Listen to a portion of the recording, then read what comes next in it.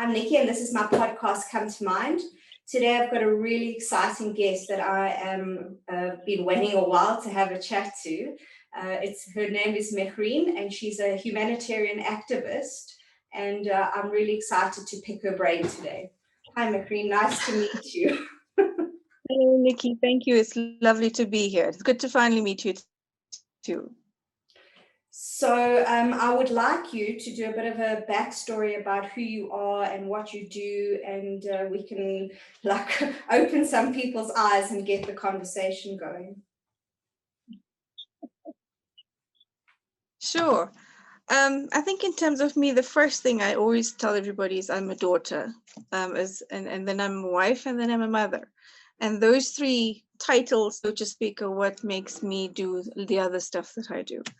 So over and above that, I think the current main focus of mine is trying to pull through and make the best of the United Nations Award, which I received last year in October. And that was the United Nations Goodwill Ambassador in Humanitarianism Award, which I got in October. I'm also the diplomatic official to South Africa for Global Intelligence Alliance, and I'm the country coordinator for Alliance for Humanity. I have my own company, which is called the Mehreen Company. It has its own website, which I'll reveal to you guys at some point.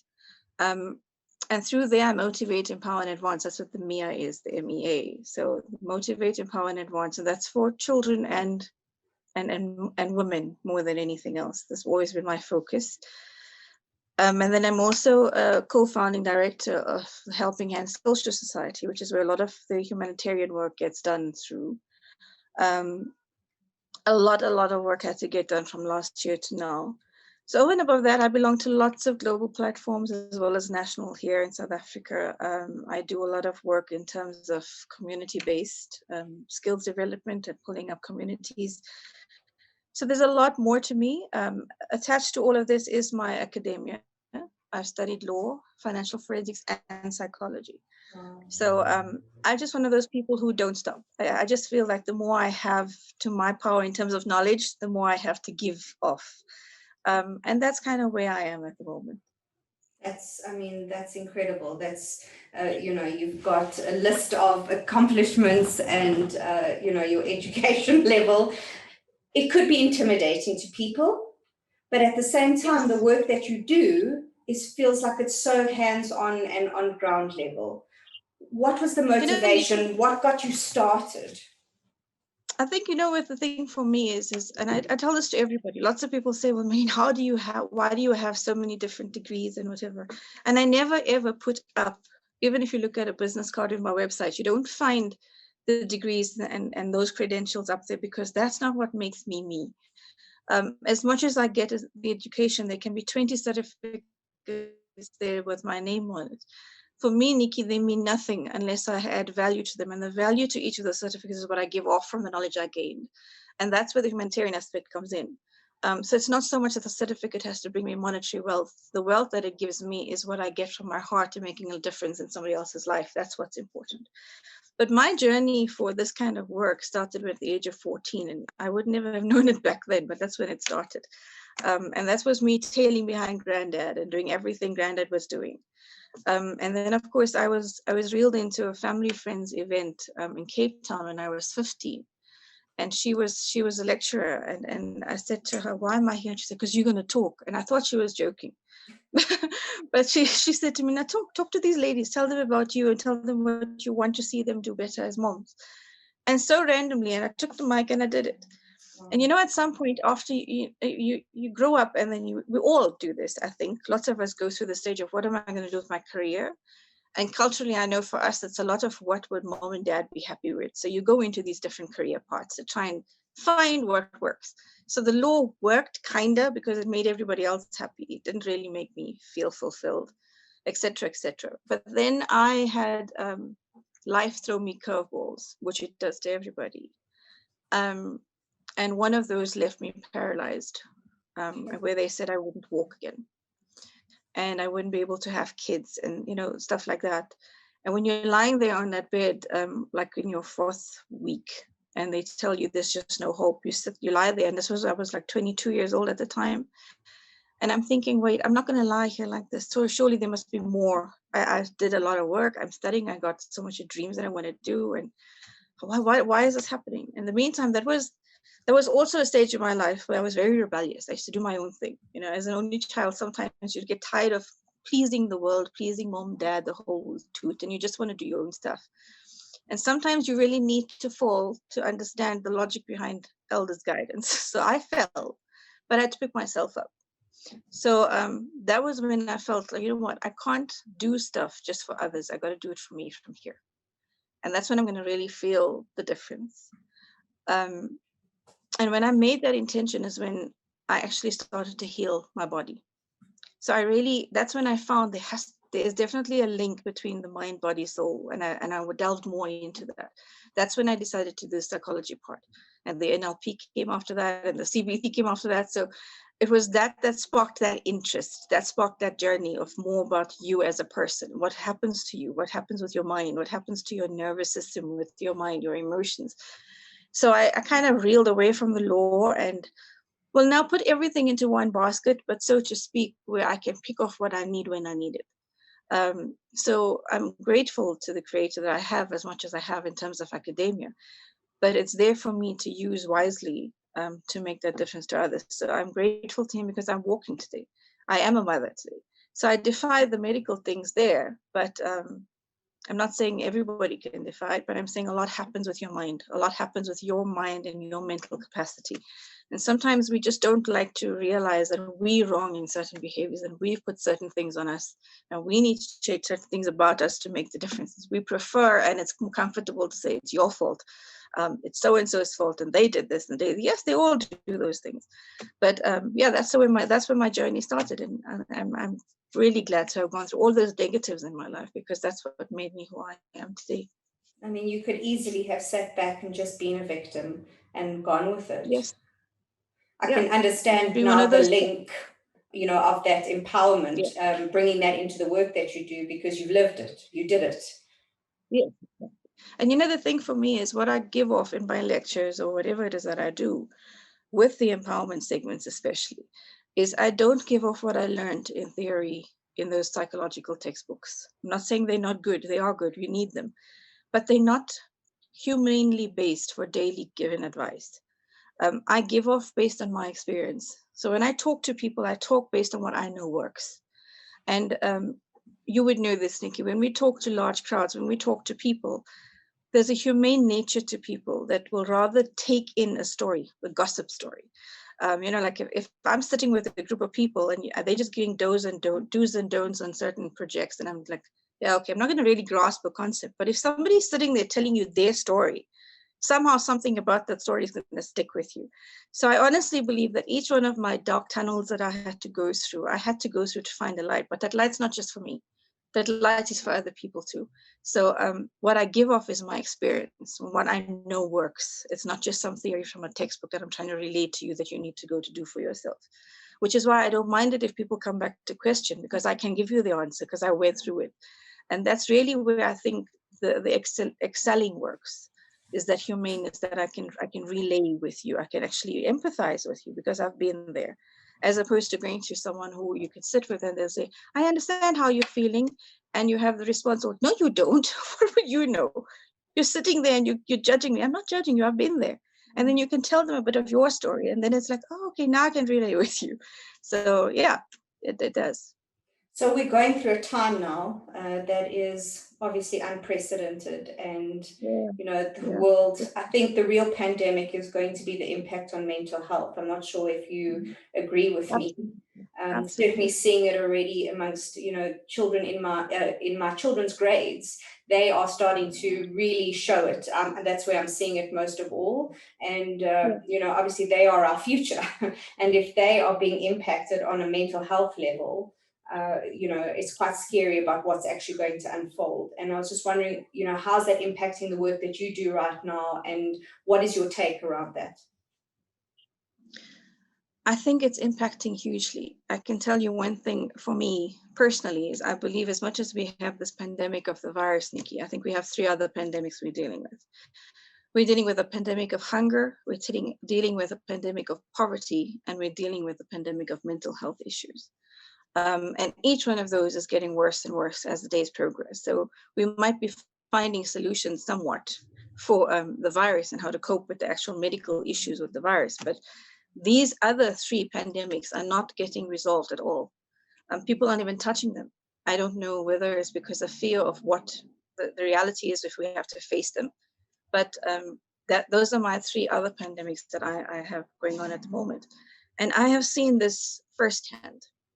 I've been busy with many programs. I head up 3 different COVID groups that are national based, 2 are international based. And so since the lockdown of last year, March, I've been out there.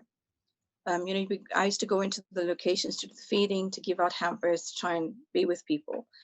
And I always relay an example, and I'll relay it to you quickly, of one day. And that will give you a kind of synopsis of what a day is like on the frontliner, like a volunteer that would go out to do a feeding. So I was going to the one location to do a feeding. And these are hot meal feedings now, not the hamper drives. So we go to the location, and the idea for me is to make sure each of the homes in that area have a hot meal for that day. So we have a consortium of people, and each one of us select days. So of the 7 days a week, those people would have a meal. Excuse me. So I go through it, and then the van is there, and I'm offloading stuff, and I'm ready to have to distribute. But obviously we know the rules now. You can't get your food until you have a mask on and you're social distancing in the queue and stuff like that. So they relay to the crowd of people, and it is a massive crowd. You have to follow these rules. And there's a little girl, and now you're not really looking at people when you're serving, sadly, because you got so much to have to get through. So you're pulling into the containers, and you're passing it along. And then I took the rein, and I was at the one pot, and I'm dishing it up. And then I'm realizing that the hand that I'm collecting from is far lower than me. So it's a child. And I look at her, and she's not wearing a mask. So I say to her, sweetie, you need to put your mask on. And she says to me, I don't have one. So I'm like, okay, now I can't stop her from giving her the food because she's there. So I go to the van quickly, and I grab a whole lot of masks, and it hit me because then I'm looking up beyond her, and I'm looking at this crowd of people, and 3/4 of them don't have masks on. And there's no more social distancing. Everyone is just communicating with each other, chatting to each other. And I'm thinking, oh my word, what's going on? So I leave the volunteers to carry on, and I tend to this little girl.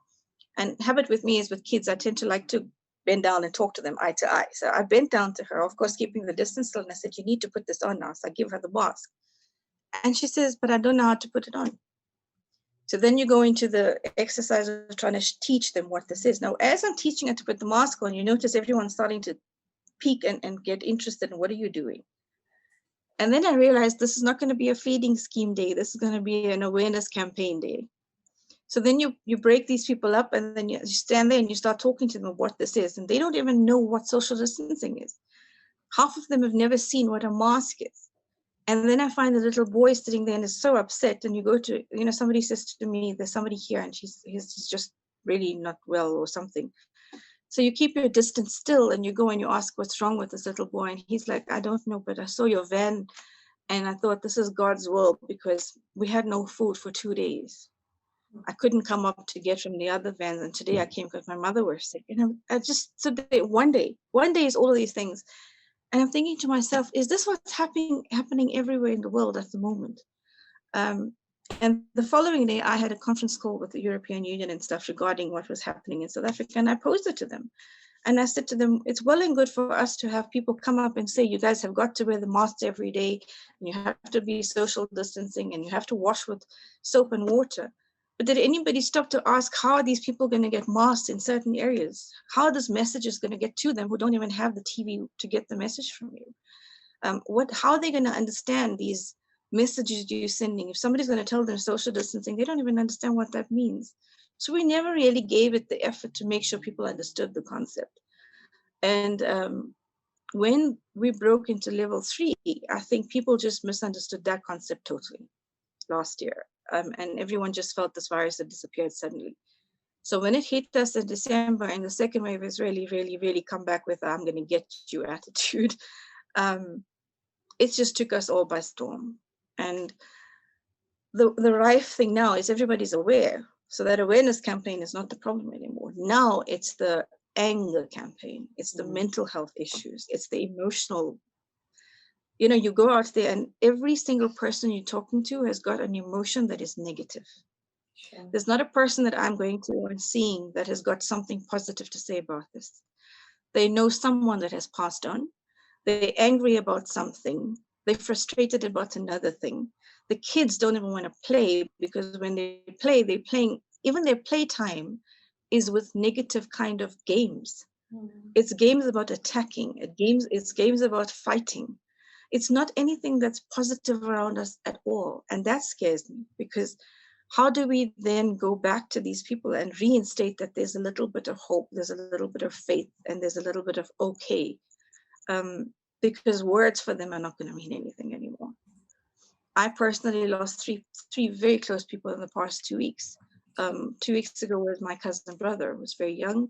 Last week was his dad, and 2 days ago was his mom, my aunt. And you know, that's as close as it can get. It's hitting everyone's home. And for me, it's all about, well, what do we do mind-wise? How do you cope? In the weekend, I had a friend of mine who lost both her parents to COVID, one day after the other. So the funeral of both parents was in one day, one morning. So when I chatted to her the night before just to offer condolences, she asked me a question, Nikki, that in our profession, I think when you're left without words, it's scary because it's your job to talk and to have the right words. And it left me without a word. Because she said to me, Mehreen, which casket do I go to first? Because this is a drive-by, they're going to stop there for 15 minutes. And then she says to me, I have 15 minutes. How do I know I give mom and dad 7.5 each? And that's the reality people are facing. There's no closure to these deaths. There's no understanding of why and how, because it's just taking it over. And then there's the anger. There's the anger. Some people are even angry at their faith. They're angry at the universe. They're angry at the creator. They're angry at themselves. There's so many questions that they're asking and no one's giving answers because everyone's in their own little bubbles. So that's the mental health issue at the moment. There's so much. The kids don't know what's happening. No, how do you take care of your mental health? Because just listening to this story, like I feel it in my heart, and I can't imagine, like, you know, obviously I work in the mental health industry, but you know, when I'm working with my clients, I can detach, but on the front lines like that, as you described, that for me is the next level. How do you cope? What do you do? You know, maybe that can like just give some wisdom and insight to to the people out there. You know, if we are struggling to cope, you know, the tools that we use can possibly help them too. Of course. I think my number one, and lots of people shut me down for this, my number one thing is gratitude, Nikki. Gratitude for me is like the ultimate. And before COVID-19, I used to always tell people, try and do a gratitude thing daily.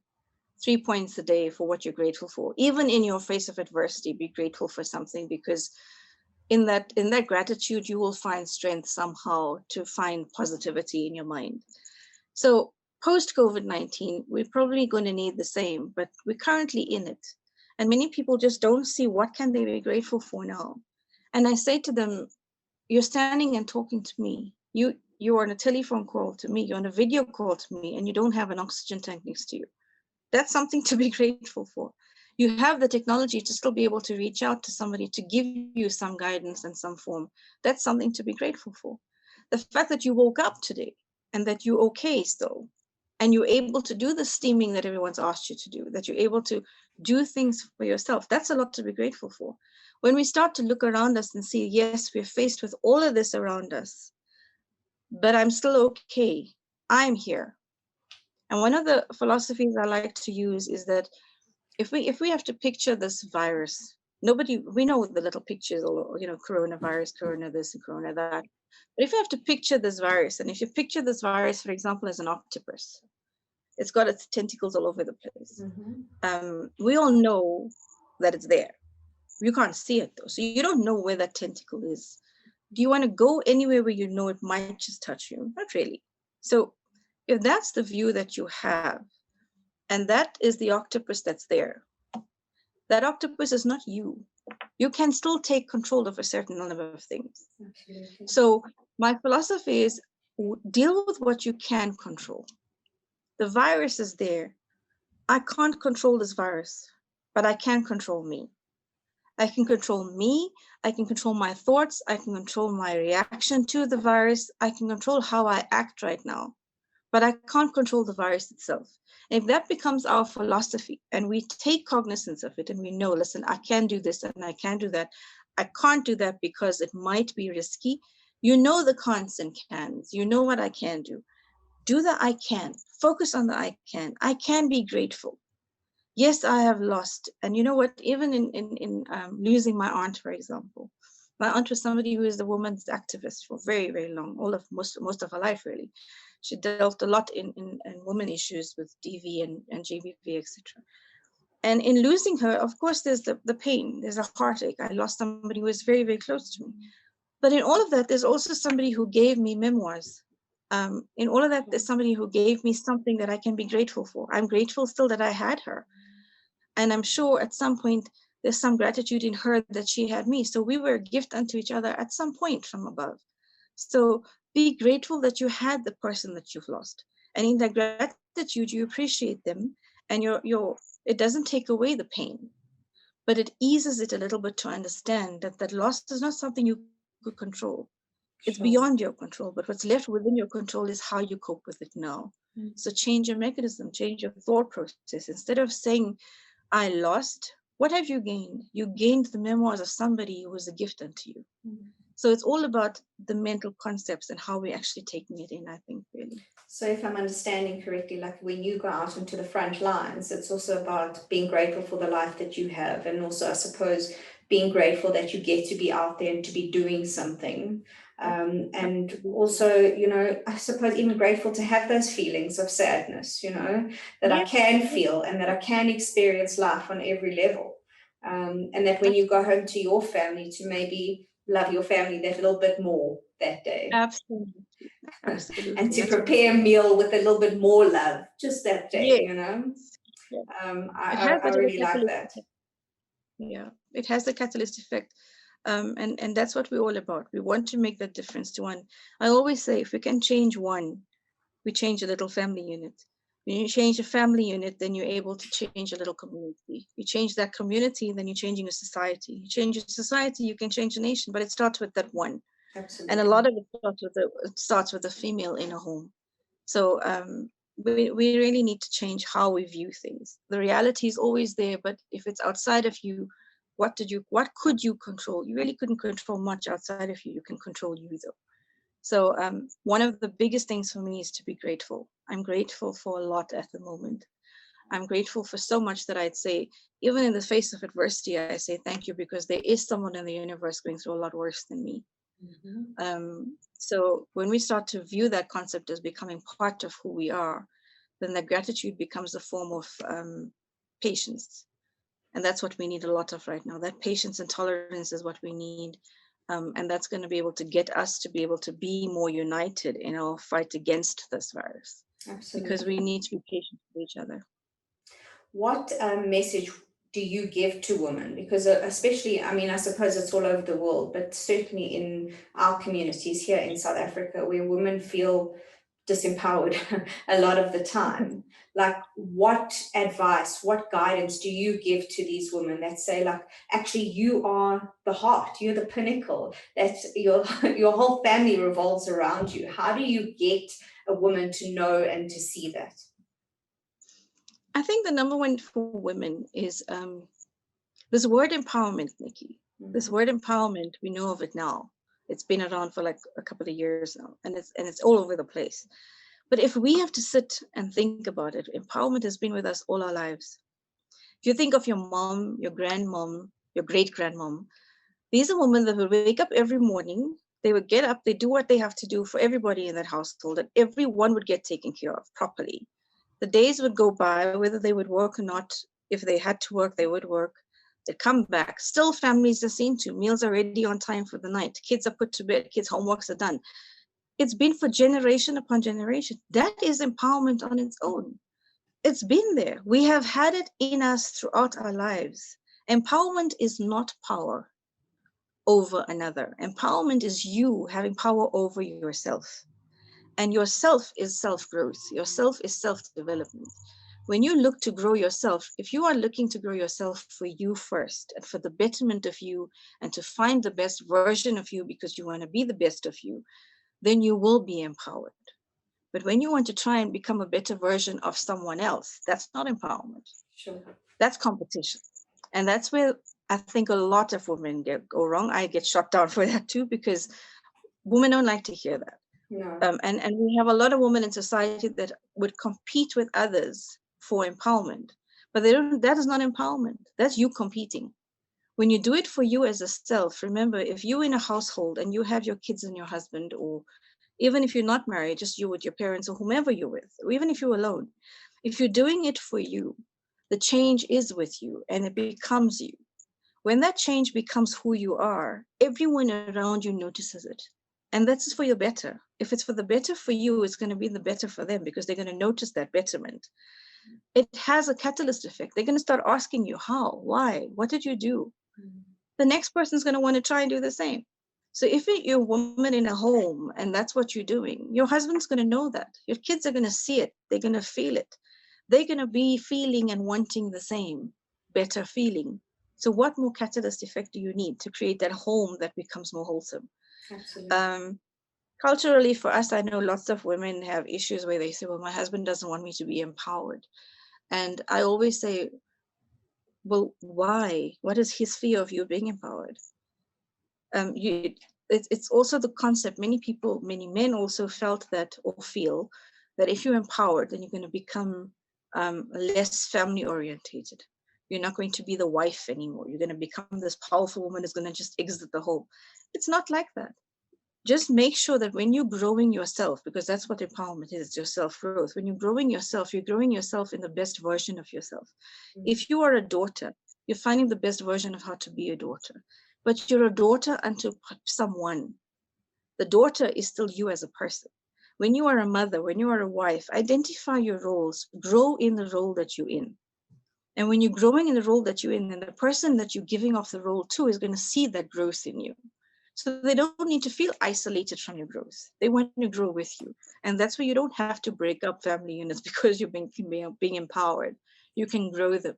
And you'll actually gain more circles of people that will want to join in and say, well, I want to grow too. And that's where empowerment sits for women. That's amazing. I know we're running out of time, so I just want to finish on this question. Can women get involved? Can they do some of the volunteer work that you're doing? Are there ways for them to like add value, to give back, and to not kind of be focused on what they can't do, but rather on what they can? Are they able to reach out to you and get information and guidance about this? Absolutely, absolutely. If you go onto my website, it's www.themea company, the MEA company, one word, .co.za. You'll find my story there, and there's also a link there that gets you to be able to contact me via email, which is Mehreen@themeacompany.co.za. And once I get your email, then I'll be able to chat to you further. There are lots of different groups that we have going around at the moment. I have a group of women who, from their homes, just housewives, and I don't say just housewives with a negative effect. I'm saying just housewives because they wanted to be known.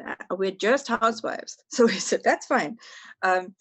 Just housewives are what's putting together soup kitchens now. So they're making these different soups and they're getting together in different communities. And this is soup that's going out to COVID homes. So homes that have positive patients that can't get out to go and buy groceries and stuff like that. So we have little areas where we're trying to get women involved who are not working, who are not gaining an income, but now they feel so empowered because they're giving back something. The thank you that you get from people for the little bit that you do just is motivating enough to keep going. So please visit the website and just send me the email. Sure. And yes, we'll definitely get them involved. That's amazing. And I really appreciate that you made the time for us. We will have all your handles, all your links and directing to your website and to be able to get into touch with you, because I really feel that, you know, if we get out of our own heads and fixated on our own little lives and we actually understand we're part of a much bigger picture, it's, you know, that in itself makes us understand how, you know, important we can actually be in this fight going forward. So thank you very much for making the time. And I will be in contact with you too to see how I can get involved as well. Thank you, Mehreen. Oh, that would be awesome. Thank you so much, Nikki, for having me. It's really been a Pleasure. pleasure talking to you. Thank Have a you. wonderful afternoon. Bye. You. Bye.